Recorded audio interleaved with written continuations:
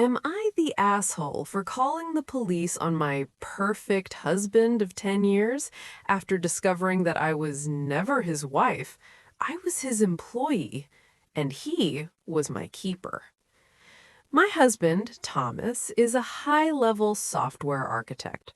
For a decade, I thought I was the luckiest woman alive. Thomas was uncanny. If I felt a migraine coming, he'd already have the lights dimmed and ginger tea ready. If I was sad, he knew the exact song to play. He knew my favorite childhood memories, even the ones I had forgotten myself. I used to tell my friends, it's like he's inside my head. I didn't realize how literal that was. We lived in a stunning, isolated smart home in the woods. Everything was automated. Everything was perfect.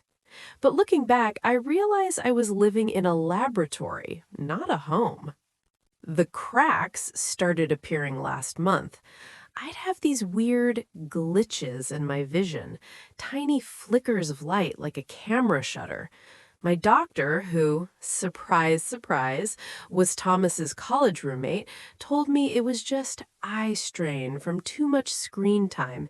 He prescribed me drops that always made me feel a little drowsy, a little too compliant. Then came the day Thomas went for a run and left his proprietary smart glasses on the counter. Out of curiosity, I put them on.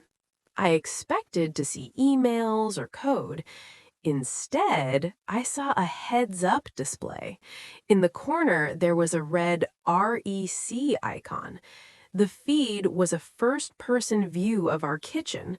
It was a live feed of what I was seeing at that exact second. I stood there frozen. Every time I blinked, the feed blinked. I turned my head to the left, the feed turned left. I wasn't just being watched by a camera on the wall. I was the camera. I ran to the attic. The door, which had been locked for 3,650 days, was slightly ajar, a rare mistake by a man who never makes them. The room was freezing, cooled by massive servers. The walls were covered in high-definition screens. I saw years of my life, my wedding night, the time I cried when my dog died, my most private moments in the bathroom. But the worst part? Underneath each video was a scrolling chat box. Thousands of usernames were placing bets on what I'd do next.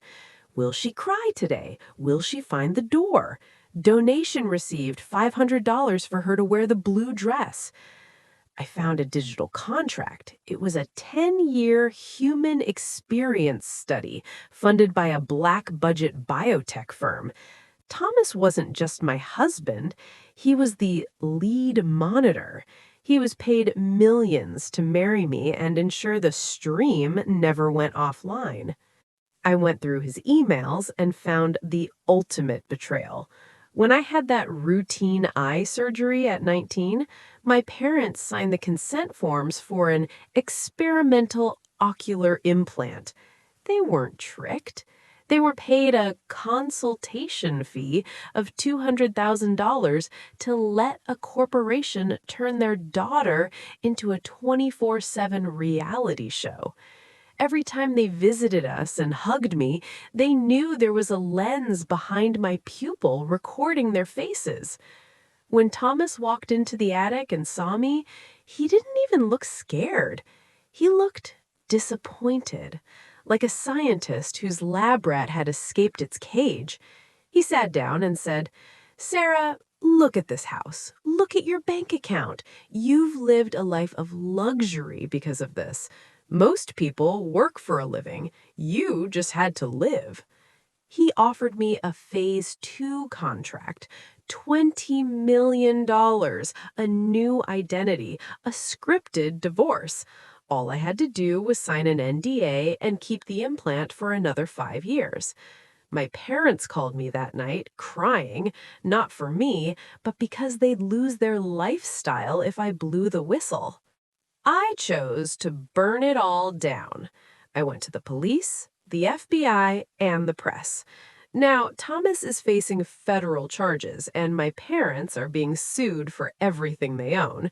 But the internet is divided. Half the people think I'm a hero. The other half call me a greedy brat for not taking the 20 million and ruining my family over a little privacy. The surgeons say removing the implant might leave me blind. So now I have to choose. Stay connected to the people who sold me out, or live the rest of my life in darkness but finally be free.